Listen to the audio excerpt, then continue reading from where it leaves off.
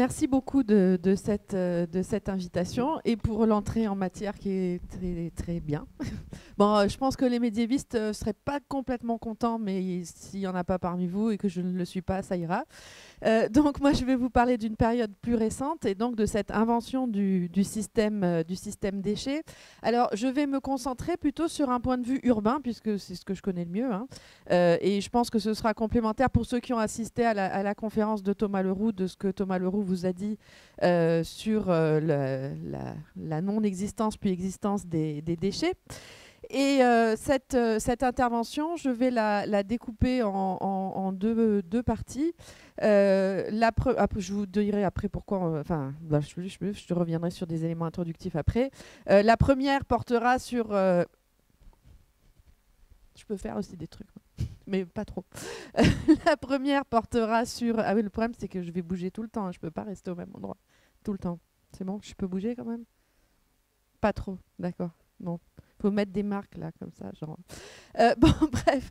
Donc, une première partie qui va porter plutôt sur le 19e siècle et sur l'importance de la valorisation au 19e siècle en lien avec la première révolution industrielle, et une deuxième partie qui abordera la naissance des déchets, au sens des déchets urbains, au sens où nous les entendons aujourd'hui. Alors, pourquoi parler d'invention des déchets ou du système déchets?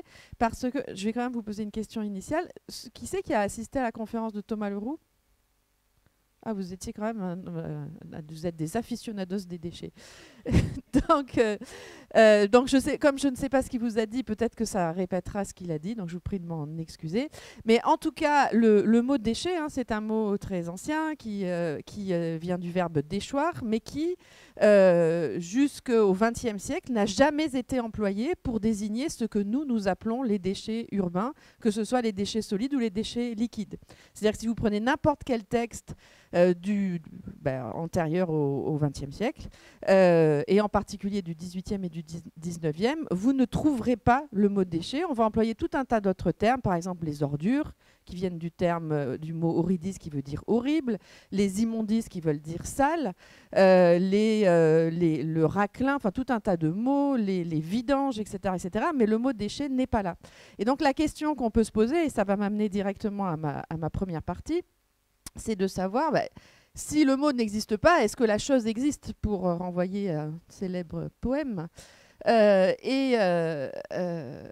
En fait, ce dont on se rend compte lorsqu'on observe l'histoire de cette première phase d'industrialisation de l'Europe, hein, parce que ce dont je vais vous parler va concerner surtout la France et en particulier Paris et sa banlieue, mais c'est valable pour l'ensemble de l'Europe.